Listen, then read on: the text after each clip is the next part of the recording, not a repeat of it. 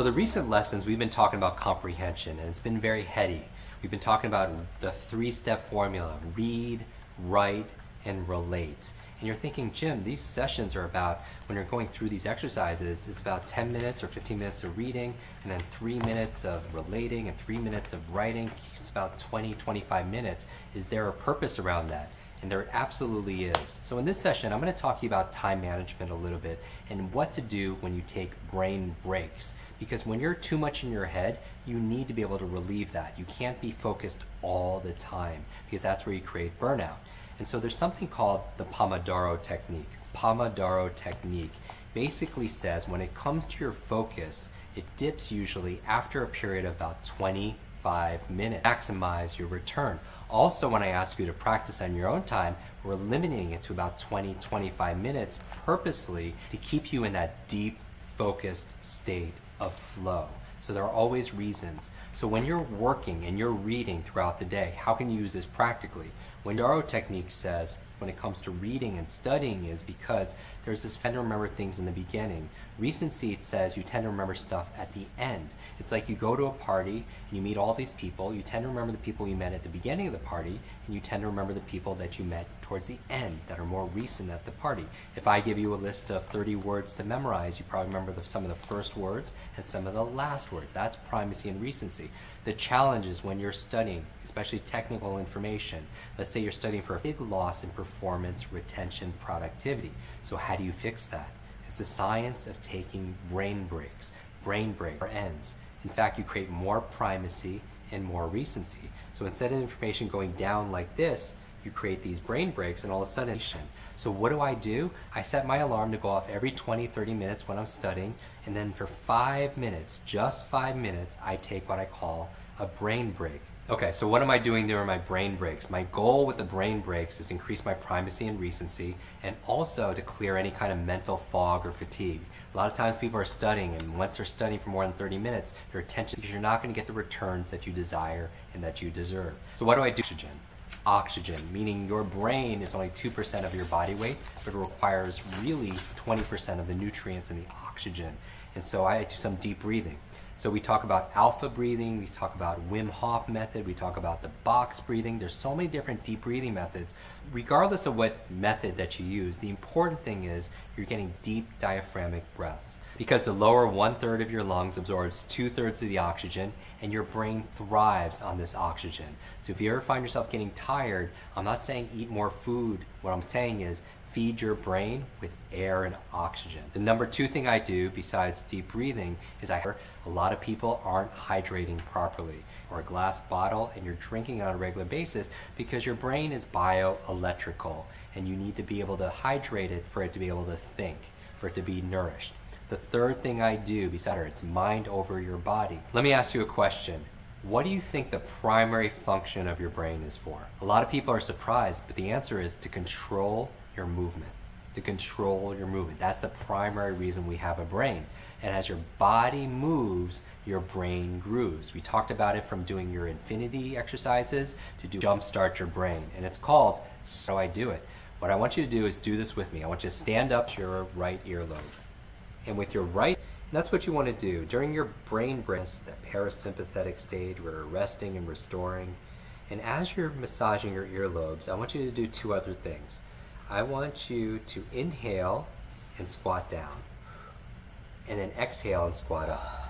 So inhale as you're continuing to massage your earlobes. Inhale and squat down as far as you could go, and then exhale and go up. Inhale down, exhale up. Inhale down, exhale up. Inhale down, exhale up. And what we're doing, you can look this up in Super Brain Yoga. Physical exercise is good because the other enemy that you have when you're sitting down on a computer and you're studying all day is they say that sitting is the new smoking. So we are here primarily to move, right? Movement is life. When we stop moving, life is over, right? And so we need to move. But a lot of us 8-9 hours a day, we're just sitting in a box, sitting on a chair, looking at a box, and we're not moving. So every 25 minutes, have your alarm go off. That's your trigger reminder as you're studying, and you do 3 things in 5 minutes. What do you do? Say it out loud. First thing you do is what? Deep breathing. Take 10 deep diaphragmatic breaths. Number 2, what do? you hydrate. Your brain needs water. It's mostly water. And finally, number 3, what do? You move. You move. And you can just do calisthenics, you could do some jumping jacks, you could do a little bit of yoga, some burpees, and get your heartbeat moving, because whatever's good for your heart is going to be good for your head. Whatever's good for your heart is good for your head, because it creates blood flow, and that blood flow moves oxygen to your brain, which is so important, and that keeps the brain fog. It staves off the mental fog and the fatigue and the frustration that comes, especially when you're doing something intensive like studying or reading. So again, this is the session was saying you need to take breaks. Work smart. It's not just about working 20, 25 minutes, because we don't want you to start losing focus. We want to maximize your return, and you're doing those 3 things. You breathe, you hydrate. Tomorrow's lesson.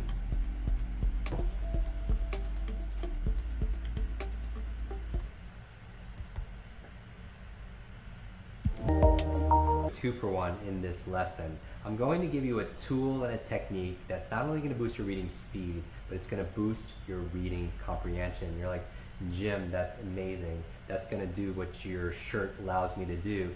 And people commenting like, what's your favorite shirt? I'm like, today this is my favorite shirt, because I'm going to teach you how to use your quick brain to devour books, and the technique I'm going to teach you specifically that's going to allow you to read faster and also to comprehend more is this tool, power tool called skimming. Skimming. And you're thinking, oh, I think I know what skimming is. I don't need to let right now. Now, first of all, when you're skimming or scanning, you're going through information faster. So technically, you're not reading it. But some things you want to skim. Can we agree on that? When you're going through a newspaper or a magazine, or going through some emails, or you're going through a website, sometimes you're going through that information to get one idea.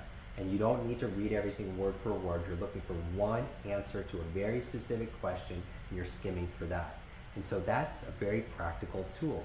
But the other reason you go through it, not just to go through it faster, is by skimming, it allows you to do something very powerful. Meaning that if I have a coin in one of my hands, right? You could guess. Just take a guess. Is it in my left or my right? Which one do you think it is? Just say it out loud. Which one do you think? If you're saying right, is it my right? And here's the thing. When I just said that, all of a sudden, now it's not in either hand, but the reason why I bring this up is because when you guess, you get what that is. Because your mind doesn't like open loops, so you want to be able to close it. What skimming allows you to do when you're reading technical information. So now we're going information that you really want to comprehend and retain. So I want you to imagine or think about some technical reading that you have.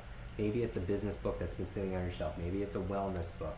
Maybe it's a book on coaching or leadership, whatever that subject is. Maybe it's on computer technology. I want you to think about it right now. And now, what's the benefit of skimming this book? Well, there are multiple benefits. First of all, when you skim something, they did a study actually, it's interesting. They did a study at university, wanted something and then reread it, or you skim something and then read it. Which one do you answer? You're thinking, Jim, I know it's a trick question. It's skimming and reading it. Isn't that interesting? Now, why would you think that's the case? Why? And they've duplicated this multiple times. Why do you think it's better? I would get good information out from that information. But the reason why is twofold. Number one, the people who skim something and then read it to be able to see an umbrella overview and how when you skim from reading this, kind of like you're tossed into the water and you don't know how to swim and you're panicking and you're trying to grab onto anything. And that being powerful, I'm usually confused. Meaning that confusion usually precedes learning. Because when you're confused, what are you doing? You're asking what? Questions. So when you actually read it, you're like, there's an answer, there's the answer, there's the answer. It's kind of like skimming is pulling back a rubber band. You're pulling it back more and more and more. So the more you go back, the farther it's going to go. When you're skimming, creating that frantic state, when you get answers, it's like a life raft. You just want to grab it and hold on to it. So you create that frenzy, and that frenzy leads to fascination. It leads to depth of learning. It leads to follow through. And so the reason why you want to skim technical information before you read it is because when you skim, you create confusion.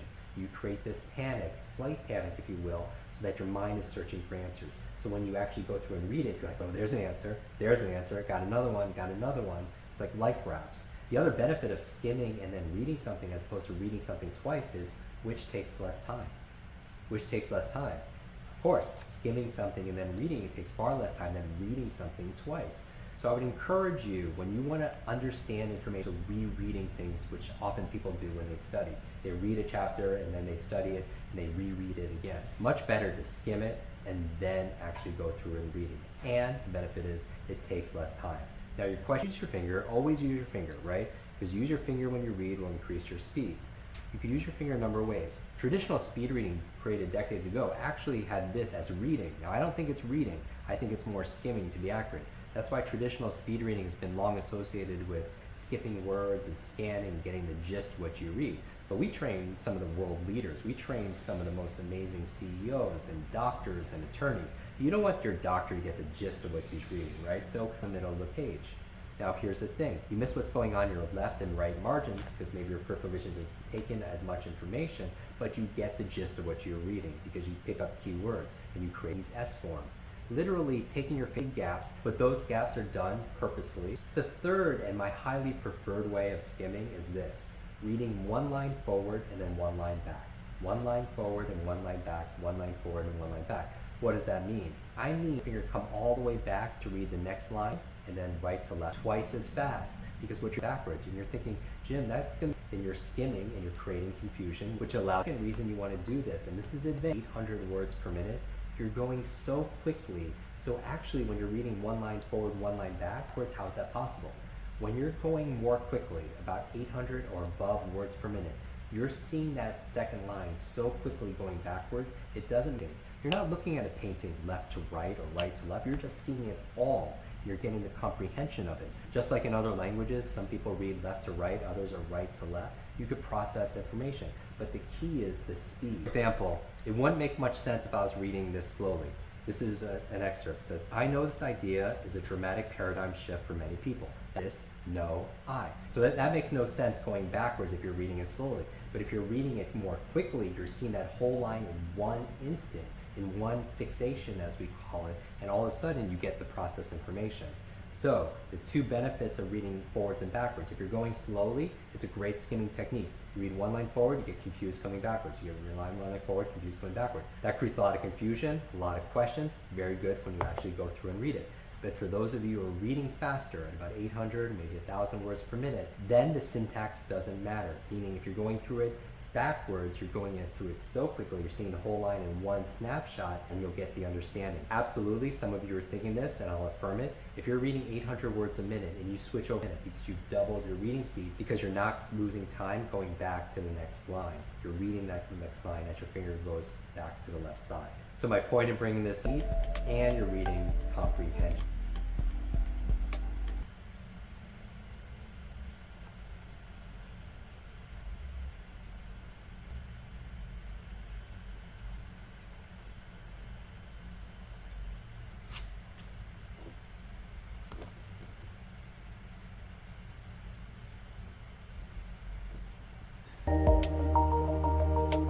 Because I was looking at the comments. What we want to see here is people saying, Jim, I'm reading this fiction book really fast. Can this apply towards technical reading? And of course it can. You're never going to read technical reading though as fast as you're going to read light fiction. Does that make sense? Because quick readers are flexible readers. As a quick reader, you could speed up, you could slow down, depending on your purpose. And talking about technical reading, what I want to do in this lesson is to show you my process for mastering technical information.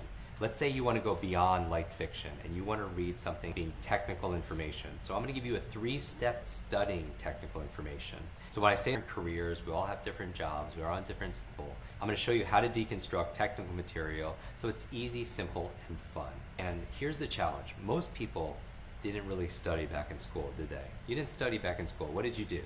You crammed. You didn't study. You didn't for how many weeks? And all of a sudden, the night before, you just pull an all-nighter. You put all this new information inside your mind. The next morning, you're at breakfast. You don't talk to anyone because you don't want anything to spill out of your mind. You can't wait to take the test, and you go and take the test, and you kind of like mentally vomit all over the test. And then what happens afterwards? The information is what? You lose that information by going through that process. But there's a difference between cramming to forget and studying to remember. So the process I'm going to take you through right now, this 3-step system for mastering words, that's a great strategy for that. But for information you want to really retain and build upon, this is the strategy for you. Now I noticed that when we talk about the forgetting curve, you learned something, right? Let's say you learned something for the first time and you know it maybe 60% of comprehension. What happens after a couple of days? It falls, right? Maybe it falls down to 5%. If you don't review it, nothing happens within 48 hours. And let's say though, the next day, 24 hours later, you study it again and it goes up. It's no longer at 60 or 65%, maybe it jumps to 70%, but then it falls again. And maybe the process could be a little bit disheartening with this forgetting curve, right? But does it stay that way forever? No, it doesn't. Because you remember subjects that you studied where something clicks. Maybe after seeing it 1, 2, 3 times is usually the magic time. You ever get that stage in your life where you just like get like this wisdom, this what I call this quickening. Everything gels in your mind. You consolidate short to long term. What I want to do is show you how to get to that point for material that you want to study. So I want you to take a technical book if you happen to have one, technical. And what I'm going to do is show you my 3-step process for going through this information. Now let's say this is before smart devices and we don't have our smartphones. And it's kind of interesting because we use our smart devices to get us from here to there. And I was talking to a friend of mine, Dr. Daniel Amen. He said, brain highly recommended. Anyway, smart device, phone numbers, all these things. What he was sharing with me was that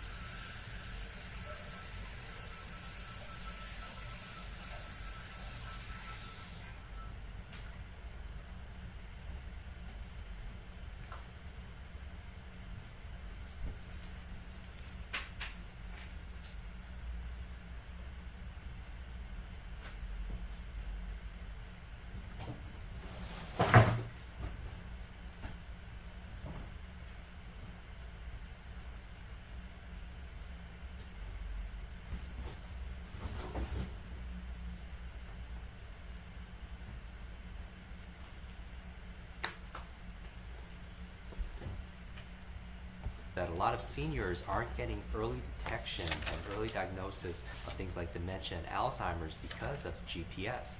Because if you're relying on a computer to tell you when and where to turn, you're not realizing when you'd have mental lapses. So imagine before GPS, what did you have to do? If you wanted to take a trip, maybe it's a 3 or 4 hour trip to someplace you've never been before, what do you have to go and buy?